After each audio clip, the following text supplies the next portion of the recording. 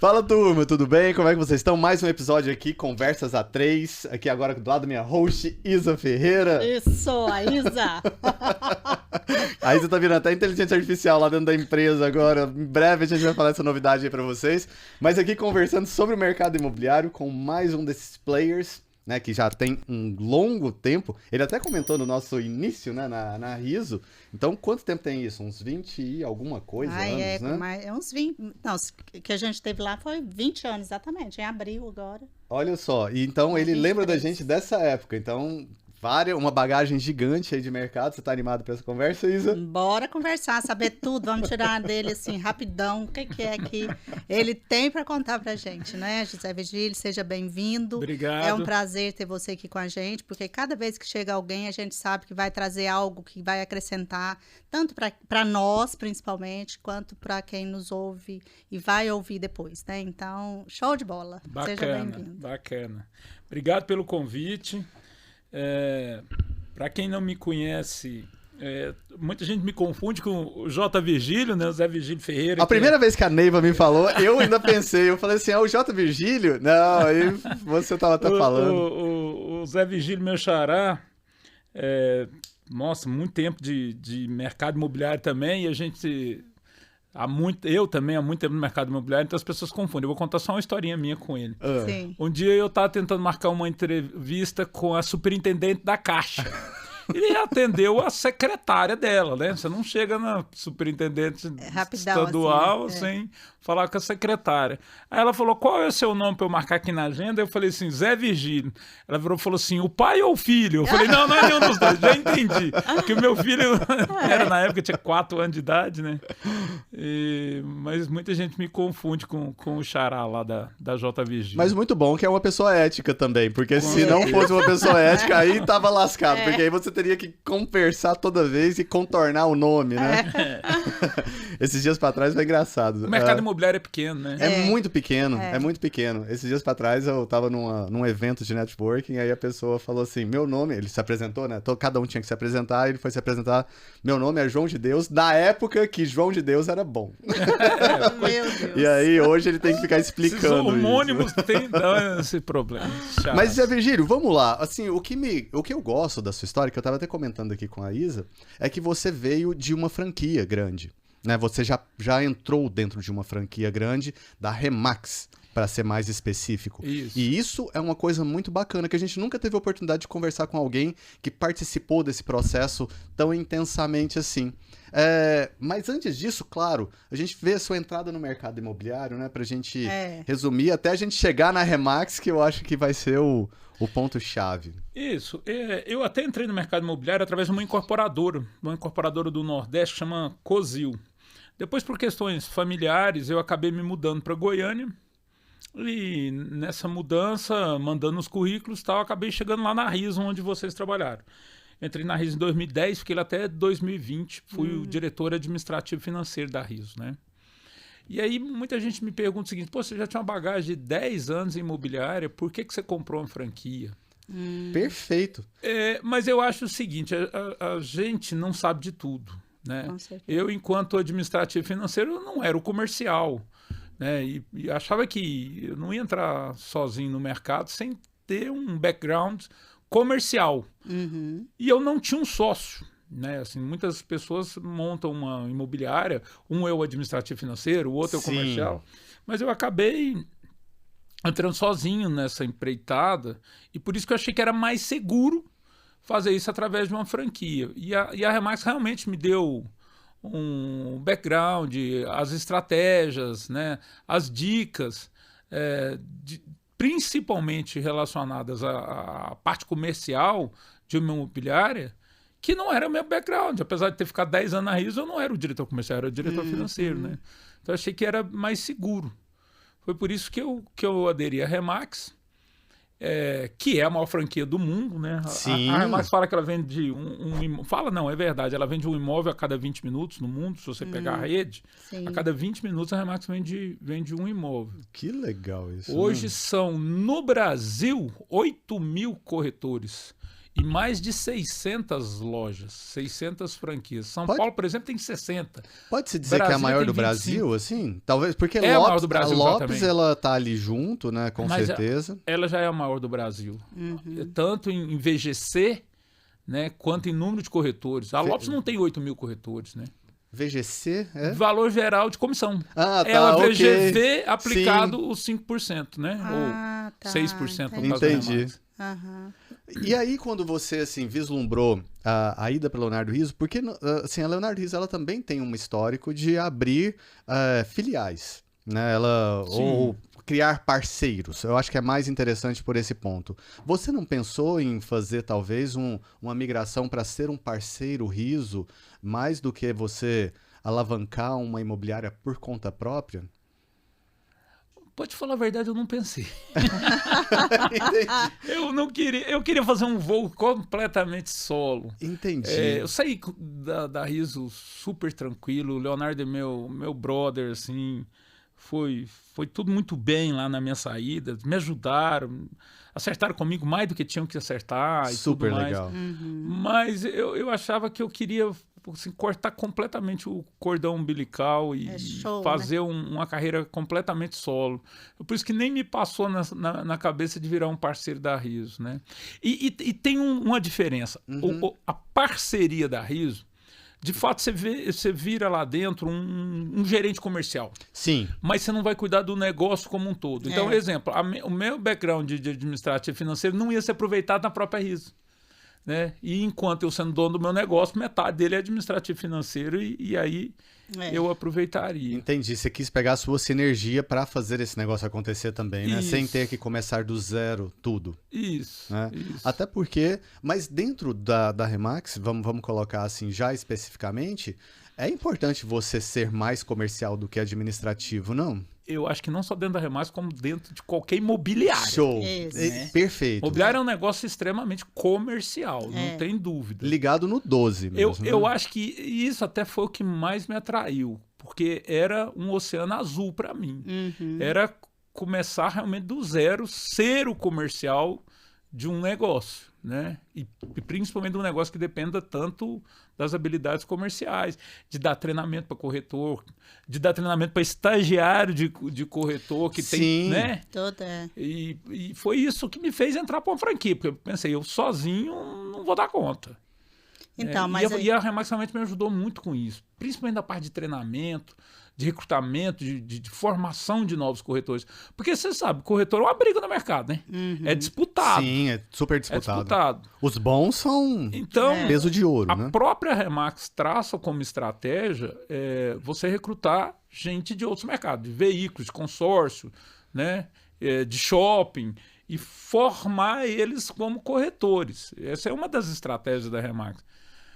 Formar essa mão de obra para ser corretor. Realmente atrair como primeiro trabalho no mercado imobiliário. Então, Exato. literalmente passar o curso de TTI para eles, fazerem Isso. eles percorrer a trilha e a jornada do início. Isso, e foi bom você falar em trilha. Na Universidade Remax tem toda uma trilha para formar esses corretores, mas é interessante, não tem nada a ver com o curso de TTI.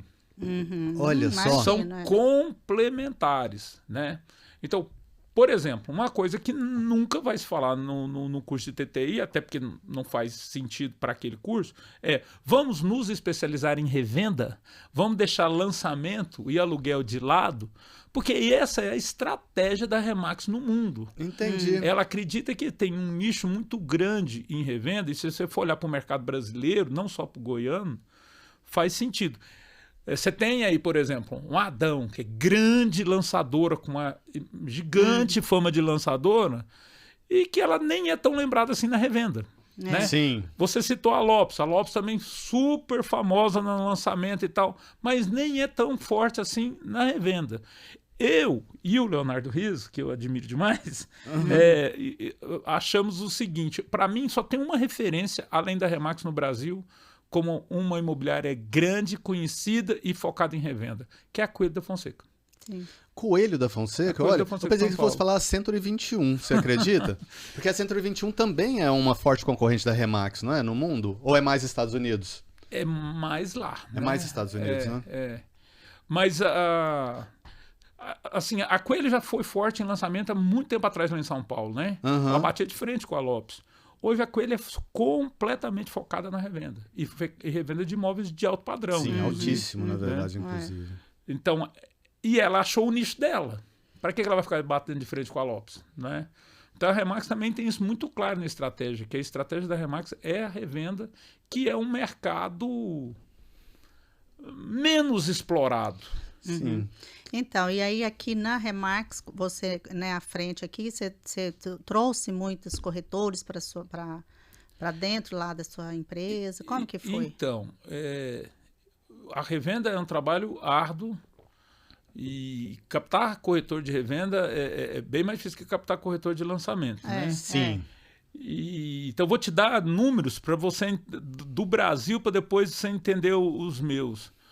A maior de todas as Remax do Brasil, que está lá em São Paulo, que é a Remax Collection, ela tem 80 corretores. O que, assim, dentre as 600 Remax do Brasil, a primeira do ranking, número de corretores, ter 80, é uma grande referência.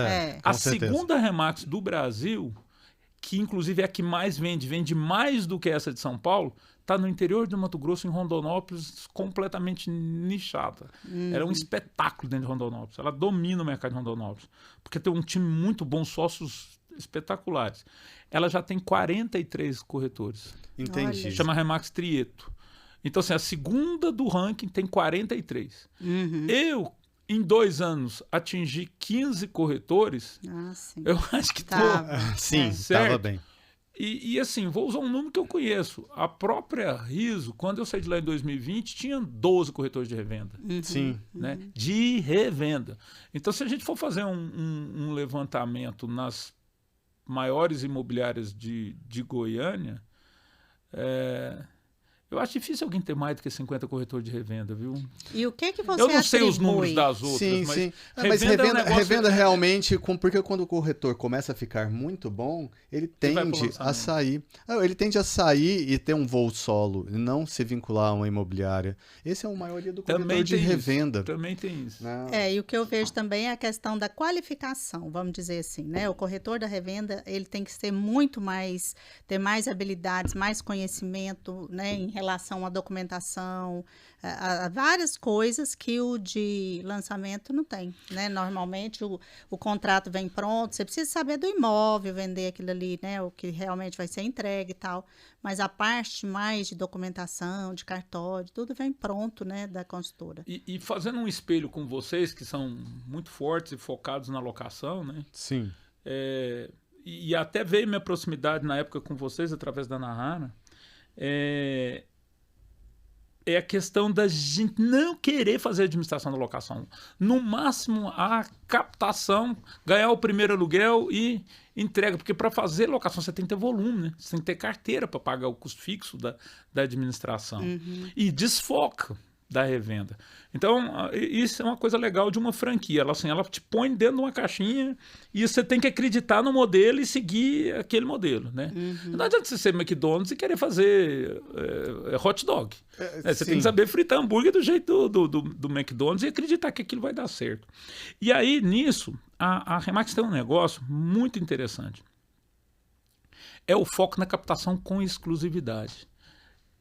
Na revenda, eu só faço um contrato se o proprietário me der a exclusividade por 6 meses. No começo, você tem corretor que fala assim, isso não existe. Aqui em Goiânia isso não existe, você não vai conseguir, isso não vai dar certo. Né? Você conversa com outros donos de imobiliária, eles falam, pô, na teoria até é muito legal, mas isso é muito difícil de ser implementado. Mas com todo o treinamento que a gente tem lá dentro da Remax, até de argumentos de venda na captação, eu mesmo, que no começo não acreditava, eu passei a acreditar e passei a ter vários contratos com exclusividade. E para dar um exemplo mais forte, o regional nosso, que é Nordeste, Norte, Centro-Oeste, é um grande de master regional, ele ainda permite que a gente trabalhe com e sem exclusividade. Tá. Mas a Remax de Brasília, o regional, as 27, não pode trabalhar se não tiver exclusividade. O contrato não entra. Ah, tá. Já Mas olha que legal. Na hora que você captou, você já tem 50% da comissão, certo? Sim, certeza. A partir daí eu posso fazer parceria com a Adão, com a Lopes, com qualquer uma, com a 3, para vender e dividir os 50% da comissão. Eu entendo, a força tá na captação bem feita. É, e com Isso é que certeza. uma revenda forte é uma captação bem feita. E aí você passa a ter corretores especialistas só na captação. Ele não vende. Ele só capta. Nos Estados Unidos tem corretor que faz $1 milhão por mês só com a captação. Olha só. Ele virou um grande especialista em captar. E por Mas que não você acha que aqui a gente não pegou essa... Eu já vi um corretor em específico que eu tenho aqui na minha cabeça que ele especializou em captação. E ele é um captador Mas com gigantesco. exclusividade? Não é com exclusividade. Ele pega e coloca para dentro da carteira e leva um monte de corretores, mas é ele que é o captador principal. A Remax fala que a captação com exclusividade é um cheque pré-datado. Porque se Que tiver legal, 6 Com meses certeza. de Que captação, legal. só que você tem que ter a noção seguinte, na medida que eu captei, eu não posso ter a ganância de querer vender também. Já que eu captei por 6 meses, não, eu vou gastar 6 meses, mas eu, corretor, que também vou vender esse imóvel. Imagine se eu capto e abro para toda a rede, todas, a 3, Adão, gira. Lopes, todo mundo... Vincer, todo mundo vai vender meu imóvel. Rapidinho eu vou vender. Aí ele virou um cheque pré-datado. O segredo está nisso. E o segredo que eu convenço o meu cliente, o proprietário do imóvel, a me dar captação exclusiva, é justamente que eu vou pôr o mercado inteiro para vender para ele. Entendi. Você vai pulverizar Através aquele das imóvel. parcerias. Eu vou divulgar o imóvel dele em todas as imobiliárias. Quem faz isso hoje? Que imobiliária pega um imóvel e no dia seguinte eu estou divulgando para você me ajudar a vendê-lo? É. A maioria não faz isso porque a maioria tem esse conceito que você Porque não falou. tem exclusividade também. E tem esse conceito de, não, eu captei, eu vou vender. Eu captei, eu quero tudo. E aí, eu não soube trabalhar dentro do cooperativismo. E isso a rede Remax faz muito bem. Isso é implantado lá dentro. Existe uma força muito grande cooperativista dentro da rede ou é realmente uma guerra comercial gigantesca? Você imagina, tem gente que me pergunta o seguinte, por que a Remax só chegou em Goiânia agora, em 2020? Por que a Starbucks só chegou agora? Entendi. É uma estratégia do franqueador. Realmente deixaram Goiânia por último porque fizeram primeiro um foco Claro. São Paulo, Rio de Janeiro, Brasília, Sim. BH, né? A história da Starbucks acho que se compara muito para Goiânia com a história da Remax. O franqueador quando decide entrar, entra de uma vez, mas para ele decidir entrar, ele está cuidando da praça onde ele estava dando foco, que era São Paulo, da Praça Brasília e Sem tal. dúvida. Mas vamos lá, Brasília hoje tem 27 Remax. Só dentro da rede você já tem a parceria. Eu capto, isso. o Remax de Brasília, uma delas, capto e divulgo para as outras 26 venderem. Eu faço a captação com exclusividade e tenho as outras 26 parceiros me vendendo. E o contrário, que eu recebia demais aqui na Remax, captação por Brasília, porque o proprietário do imóvel, o investidor, mora em Brasília, mas o imóvel está em Goiânia. Então, eles mandam tudo para mim, com exclusividade. Eu entendi. Esse É isso que eu tô falando, essa é a força da rede. da junção. É a força isso. da rede. É. É a força da rede mundo, né? Você já teve possibilidade ou oportunidade, na verdade, de conhecer outras Remax antes de montar a sua aqui? Você visitou em outros países ou não? Certeza. Não, eu visitei aqui no Brasil. No Brasil, tá. Mas isso é uma coisa que até para te cativar, né? Para ser um franqueado, eles te põem em contato com várias. É claro que eles vão pôr em primeiro lugar com os cases de sucesso. Sim. Mas você tem toda a oportunidade depois de escolher. Falar, eu quero Sim. conversar com fulano, Beltrano. Eu sou do interior, eu sou do Triângulo Mineiro. Então, para mim, eu quis conhecer a Remax de Uberaba e a Remax de Uberlândia. Tá. Entendi. E na época, eu não era Remax ainda, eu estava em tratativa, né? A pergunta que eu fiz claramente para os dois colegas, o de Uberaba e de Uberlândia. Você está satisfeito? Você vende a sua? Aí o cara falou, não vendo. Então, se ele não vende, é porque ele está Olha. satisfeito. Claro, Legal. Essa é uma boa pergunta para fazer. Entende? É isso mesmo. Mas a gente também conhecemos que de sucesso, as grandes, isso dá entusiasmo. Mas ela não te fecha a porta a hora nenhuma para você escolher uma menorzinha. Vamos ver se está dando certo, sei lá em Rondônia. Você pode ir lá e conhecer a de Rondônia e sentir se eles estão felizes ou não. Inclusive, a Rondônia é uma das que vende pra caramba. O que eu acho é essa questão mesmo do preparo, né? Tem todo um processo, a seguir, né? Um treinamento, como você disse, uma universidade. O bom estudante, o estudioso mesmo, aquele que se dedica, ele, né, já vem tudo muito alinhado para as coisas acontecerem. Agora tem essa relação pessoal, né, de empatia com o corretor, empatia, isso aí e tal, do lado comercial mesmo, que isso eu acho que é uma característica própria, individual, né, não vem junto com o pacote, é a gente que vai ter que se preparar, né, e no caso você sentiu assim, que como você ficou 10 anos nessa parte administrativa, teve um salto para um comercial, como você falou, de preparar profissionais e tudo, você sentiu alguma dificuldade ou esse treinamento, ele foi assim, ele te deu a base e nessa base você falou, agora eu vou e tô pronto? Eu acho que são as duas coisas, assim. O treinamento me deu uma base, mas dificuldade a gente tem também, né? É um pouco igual, sei lá, me formo para direito, assim, a faculdade me deu a base, mas o aprendizado vai vir com exercer da profissão, né? Acho que foi por aí, tem um aprendizado prático, errando e acertando, mas o treinamento te acelera, né? Te faz evoluir muito. E o legal da franquia, essas estratégias que eu citei, de como captar corretor, de focar na revenda, de captar com exclusividade, ela já te guia. Então você não fica com experimentações.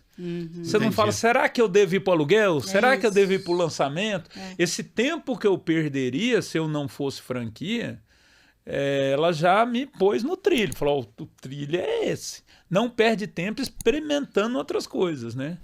Até porque tempo é dinheiro, né? Sim. Com certeza. O que eu gostaria de saber, José Virgílio, porque eu já vi várias pessoas, várias seria injusto, mas eu já vi algumas pessoas saírem da função administrativa para ir para o comercial, mas por necessidade.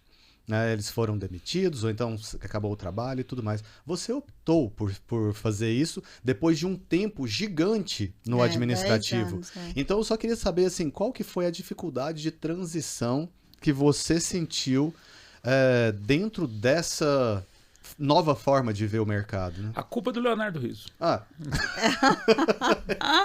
Que bom que tem um culpado aí na história. Quando eu era administrativo financeiro, o Leonardo falou assim, você tem cara de comercial. Olha, sério mesmo? Jogou verdade. E ele me deu até algumas responsabilidades comerciais lá dentro da Rizzo. Na verdade, dos meus 10 anos de Rizzo, 7 eu fui o CFO, lá o diretor financeiro, mas nos últimos 3 anos eu fui para uma área que foi criada dentro da Rizzo, chamada Diretoria de Investimentos, que ela cuidava das investidas da Rizzo. Então vamos dar um exemplo, Portal do Sol. A Rizzo é uma das donas da Portal do Sol, e eu representava a Rizzo lá na Portal do Sol. E aí eu tinha cuidado de tudo, comercial e tal. Goiânia Golf Clube, que também a Rizzo é uma investidora lá. Eu tinha cuidado do comercial do Goiânia Golf Clube. O Infinity Hall, que é da Rizzo, eu tinha cuidado do comercial do Infinity Hall. E assim outras, né?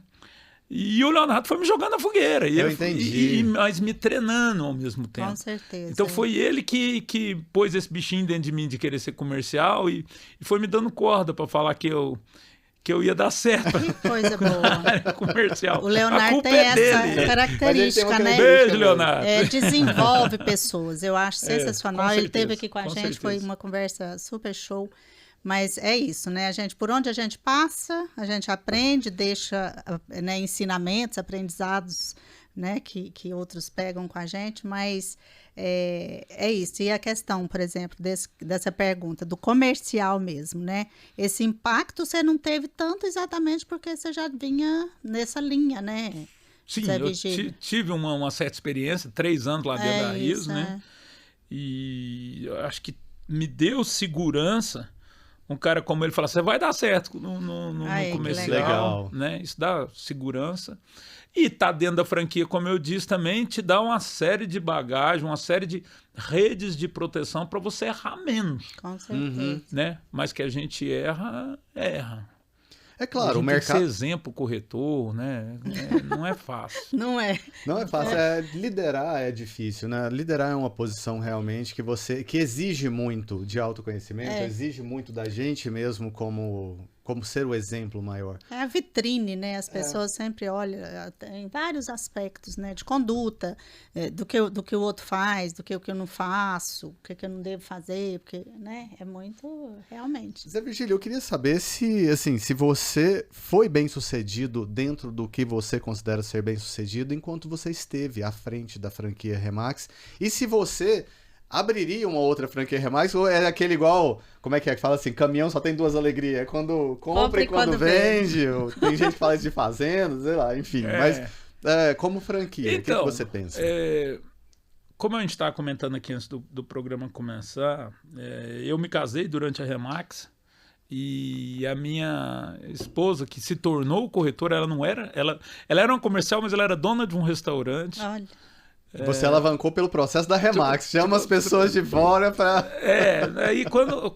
E ela, como eu disse, eu sou do Triângulo Mineiro, ela de lá, de Uberaba. Aí quando casamos, trouxe ela para cá, ela falou, mas eu vou fazer o quê? Você vai se virar corretora. E ela foi se desenvolvendo lá dentro, até que chegou um momento que ela foi virando sócia, e aí chega aquele conflito, né? Esposa em casa, sócia, e quem que manda? Ai, falei, meu Deus. Não cabe nós dois aqui, vamos fazer o seguinte, fica você. Entendi. Aí ela que passou a tomar conta, e eu voltei a ser diretor financeiro de uma construtora, atualmente, ligado ao mercado de telecom. Mas, assim, se fosse para eu começar tudo de novo, o que eu faria de diferente era não entrar sozinho e sim entrar com sócio.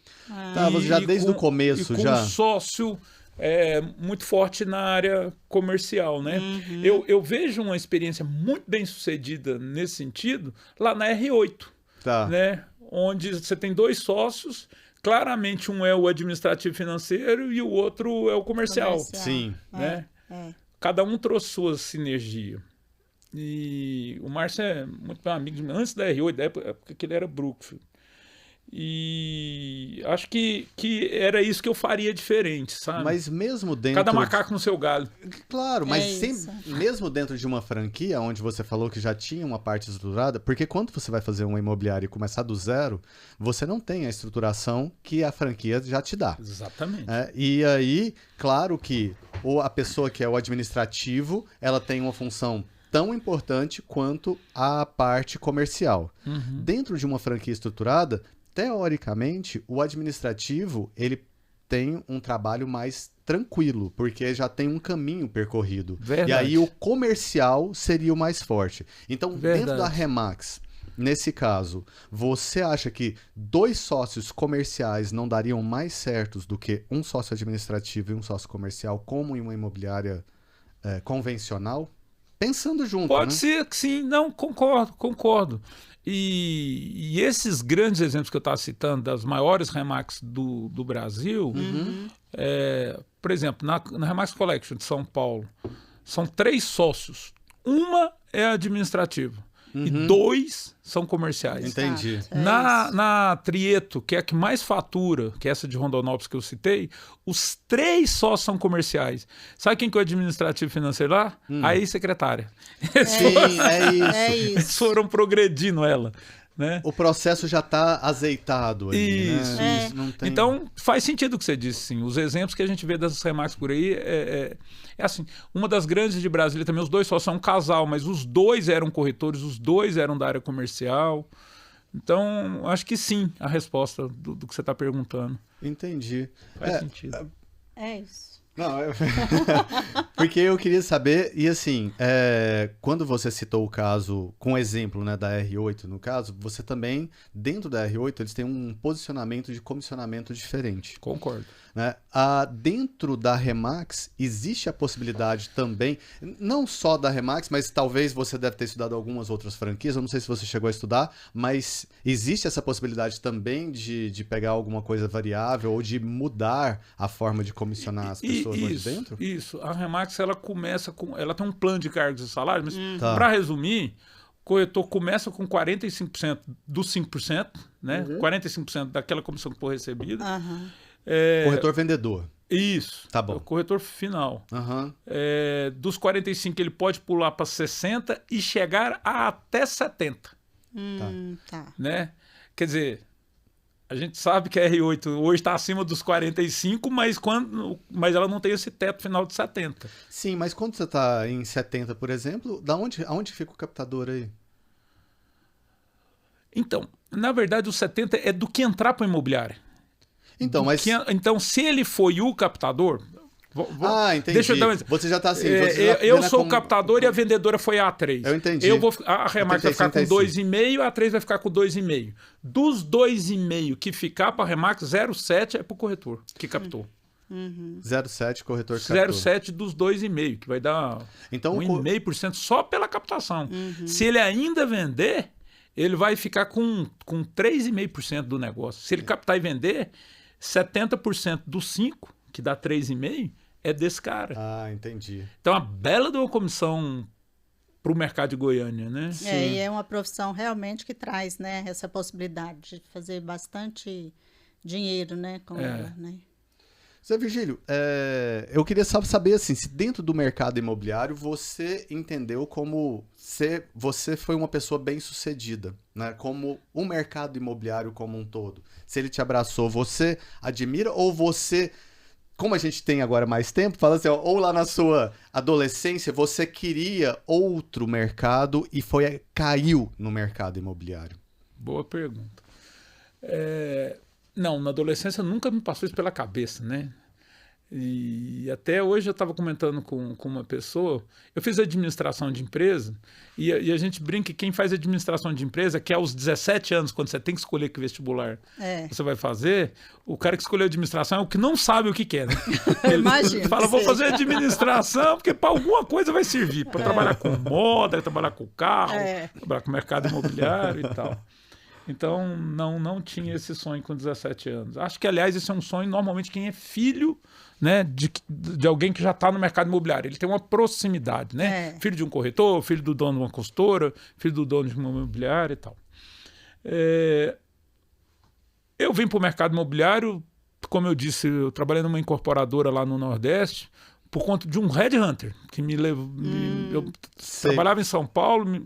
Houve essa vaga numa incorporadora. Para o administrativo. Eu era diretor administrativo financeiro dessa incorporadora. Tá, ok. E antes eu vinha do mundo de marketing, de agência de publicidade. Eu era diretor financeiro de uma agência em São Paulo e virei diretor financeiro de uma incorporadora. Foi o meu primeiro passo dentro do mercado imobiliário. Quando eu vim para Goiânia, por conta de casamento, minha ex-mulher tinha vindo para cá, eu mandei os currículos e acabou, calhou de ir para uma loteadora urbanista e imobiliária, que é a Riso. Né? Sim. Então tinha uma sinergia com a incorporadora que eu tinha vindo. Aí sim, eu acho que o estar numa incorporadora pesou para me escolherem para entrar na Riso. Né? Eu tinha já um background. Agora... Você vai me dizer, você se sentiu abraçado, você gosta do mercado imobiliário, que acho que a sua pergunta foi nesse sentido? Eu sou super suspeito para falar, porque, de novo, enquanto Riso, eu fui diretor da ADEME em 2 gestões, com o Renato, lá da Vega, e com o Ilés da Consciente, quando o Ilés foi presidente. Puxa, 2 gigantes, né? Então, fiquei lá na ADEME por 4 anos, e aí você conhece o mercado inteiro. Sim. Né, com as reuniões semanais, com os eventos da ADEME, então você acaba conhecendo todo mundo, seja de incorporadora, seja das imobiliárias. A gente poderia falar aí que eu me sinto abraçado, não tem jeito. O PIB de Goiás, você pode dizer que está ali dentro da ADEME? Você acha? Assim, o PIB, o maior PIB imobiliário está ali, não tá? O imobiliário não tem a menor dúvida. Sim. O PIB imobiliário está lá dentro da ADEME, não tem a menor dúvida, né? Agora, o de Goiás, Goiás é pujante. Você tem o agro, né? Tá, você tem, sim, né? Verdade, você tem as indústrias e tal. Aí o PIB está dentro da FIEG, né? Tá certo.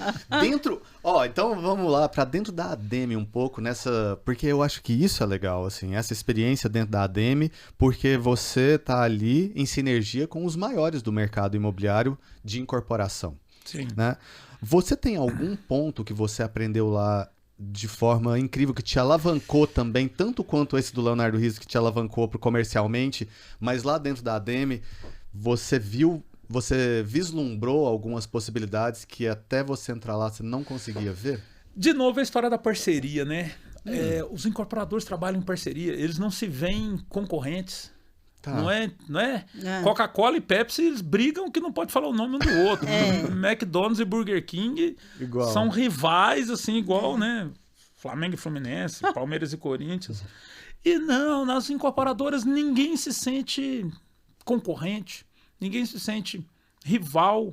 É uma parceria tremenda. Tanto que você vê lançamentos aí com 3, 4 delas Sim. juntas, né? No mesmo empreendimento, e é comum. Aliás, o incomum é a incorporadora fazer um lançamento sozinha, o produto é só dela. Normalmente tem 2 incorporadoras envolvidas, né? Isso me chamou muita atenção. E aí, o exemplo que eu vi até na Riso, quem são os donos da Portal do Sol? É a Tropical, a Riso, que eram vistas como rivais, né, Sim, no nos mercado loteamentos, imobiliário, e lá né? elas são sócias. E mais a MASB de Belo Horizonte, que é a grande incorporadora lá de Belo Horizonte, está presente aqui em Goiânia, né? Então, essas são as coisas que mais me chamam a atenção, essa união, esse espírito de parceria, né, da ADM. Muito legal isso. Sabe que uma vez me falaram um negócio. Claro, eu não posso falar se isso é verdade ou não, porque eu não estou dentro. Mas falaram que dentro da ADM todos se tratam muito bem e quando Verdade. saem da ADM, um realmente vira concorrente um do outro. Não foi, vejo não assim. é isso. Não vejo assim. Primeiro que eu acho que onde pode ter eu falo isso como alguém que trabalhou numa incorporadora. Sim. Onde é que a incorporadora mais compete com a outra é na disputa por terreno. Tá, Né? ok. Da É ali- matéria-prima mesmo É a ali. matéria-prima. A disputa eu acho que é maior até do que por cliente. Eu acho até que essa disputa por terreno está na origem da parceria. Então, por que nós vamos fazer um leilão do terreno aqui da esquina, que pode virar um prédio, se nós podemos virar sócio pelo mesmo terreno? Vamos parar de claro. disputar, né? É, claro, até porque você, assim, você não precisa de colocar hoje dinheiro todo só seu, né? Você mitiga o risco, né? Que fala, se eu não me engano, né? Nesse sentido. Exatamente. Eu acho que sempre, toda parceria, eu vejo assim, super bem-vindo isso, né? Porque cada um tem uma habilidade, um jeito de ser, uma disponibilidade, uma disposição. Eu acho que é isso. Uma especialidade, né? Eu conheço mais de marketing, você conhece mais de venda. Não, é perfeito. Eu acho que é isso. A gente, se nós, em todas as áreas da nossa vida, nos abríssemos para isso, eu acho que teria muito menos, sabe, dificuldade, muito menos. É lógico, a gente tem que ter, né, um autoconhecimento, porque a gente tem as luz e sombra, a gente tem os nossos lados, né, não tão bons. E bons também, e vice-versa. Então, mas é isso. E Marcos, é uma das coisas que me chama a atenção, por exemplo, um dia você vai jantar, almoçar lá no Piquiras, Certo. por exemplo. Aham. Você chega lá, tá todos os incorporadores, o que eram para serem rivais e concorrentes, jantando junto. Os filhos deles jantando junto, sabe? Isso me chama muita atenção aqui em Possivelmente Goiânia. conversando sobre negócios, né? Sobre áreas. Possivelmente, sobre mas o que mostra é que tem uma incorporações. amizade, né? Tá. Uma amizade que persiste fora da ADM. Talvez por isso o mercado imobiliário goiano é tão pujante, né? Porque a gente vê também uma composição boa. Mas eu acho que isso é uma lei mesmo, até do pertencimento. Se a gente está, como ser humano, a gente sempre pertence a um grupo, a uma sociedade, a um núcleo ali, tudo que faz a mesma coisa que a gente. Então, sempre tem essa junção mesmo. Em todas as áreas, as comunidades hoje, né, em dia, que já tem outro nome. Mas eu vejo assim também. Então, por isso, né, se tem alguma diferença entre um e outro, mas assim, é aquele caminho que trilha. Então, os assuntos são pertinentes. Eu vou falar, né, de temas ali que cabe para todos do grupo. Então, tá tudo certo essa questão, né, de estar junto. Eu gosto, sim. Você participou do mercado imobiliário, você falou que não foi só do goiano, foi do também... Eu trabalhei numa construtora em Sergipe, lá em Aracaju. Muito diferente daqui? Produtos diferentes, com certeza. Ou não necessariamente? O que tem de diferente no mercado de Aracaju, tudo bem que nós temos que lembrar que Aracaju hoje talvez tenha 500 mil habitantes. E a Grande Goiânia tem 2 milhões, né? Então aqui é 4 vezes maior do que lá. Mas lá você tem 5 incorporadoras. Olha. As outras são muito pequenininhas. Aqui são pelo menos 40. Mas a cidade aqui é 4 vezes maior? Tá, então aqui era para ter 20, não 40 importantes, né? Então é um mercado muito mais pulverizado. E outra coisa, lá você tem uma grande bem maior do que as outras 4. Aqui não, aqui não dá para falar assim, tem aquela maior de todas e depois as demais, né? Eu acho que elas são... A dispersão em relação à média é pequena, né? De tamanho, Entendi. de lançamento e tal. Então, aqui é um mercado mais homogêneo, mais dividido, mais concorrido, eu diria, do que o mercado lá do Nordeste. Agora, produto também é diferente, porque lá tem praia, então, né, outro vértice de crescimento, de querer ter varanda sempre com vista para praia. É outro tipo de investidor, né? Outro tipo de família que às vezes vai abraçar o empreendimento em si. E Aracaju, só para lembrar, é a menos conhecida cidade do Nordeste. Se você vê alguém falar, eu vou passar férias em Sergipe, eu vou passar férias em Aracaju, certo? As pessoas vão para Natal, as pessoas vão para Fortaleza, as pessoas vão para Salvador. Né, vão para João Pessoa, mas Maceió, mas ninguém fala de Aracaju. E é uma cidade interessante de se conhecer, viu? Legal. Sabe que eu vejo, você falou em concorrência, né? Eu acho super saudável concorrência. Eu acho que assim, no sentido de que assim, eu faço o meu melhor, aí o outro faz o melhor, o outro já faz o melhor ainda. Então eu acho que, sabe, cresce. Um aprende com o outro. E aprendizado é outra coisa, oferece coisas que cada dia vai aumentando aquela, tanto, né, como utilidade, como, enfim, né, um imóvel, por exemplo. É perfeito quando tem essa concorrência, eu acho. Eu gosto da ideia de não deixar cair na zona de conforto. O concorrente, ele te lembra constantemente de que você precisa melhorar. E você está automaticamente lembrando ele também de que ele precisa melhorar. E quem que ganha nisso tudo? Fora os dois, todo mundo. O mercado cresce, né, respira e tudo mais. Então, assim, quando a gente vê os melhores do mundo, normalmente eles também tiveram alguém que estava muito próximo deles e que eles... estimularam através deles, né? E juntos também, voltando a falar da ADEME, se faz um trabalho comunitário que sozinho seria difícil. Vou te dar um exemplo. Eu era diretor de responsabilidade social lá na ADEME. Um dos projetos que a gente tem muito orgulho era o projeto que a gente chama do óculos. O que significa isso? Nós identificamos que 30% do funcionário de obra que está fazendo trabalho em altura, trabalho com material elétrico, com ferramenta de corte, com a exposição alta de risco, não sabia que precisava usar óculos. Nossa Senhora. Né? Entendi. E aí nós conseguimos, através da FIEG, essa que é a força da ADEME, de todo mundo junto, um caminhão, trailer, que tem um consultório oftalmológico. Então você levava esse trailer dentro de cada obra, com um médico, põe a turminha na fila desse trailer, e de lá você vê que 30% tinha receita para usar óculos, e ele não tinha óculos.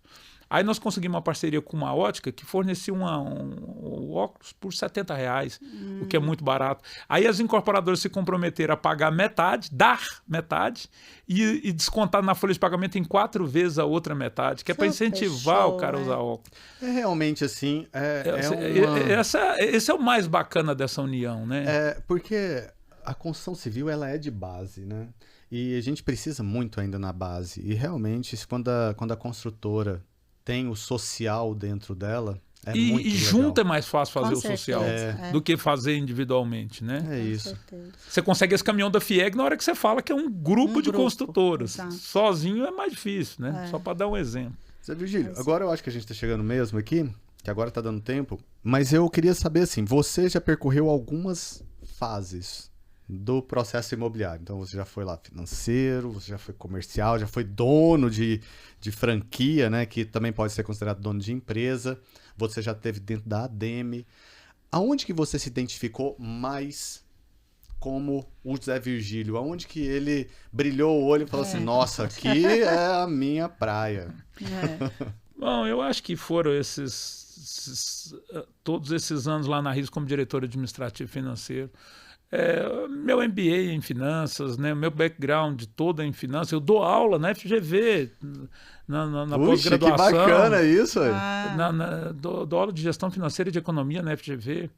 Então, acho que onde o assento que eu me senti mais confortável, que falava, não, aqui é o meu DNA, é o meu lugar, realmente foi sendo o diretor administrativo financeiro lá por 10 anos no mercado imobiliário.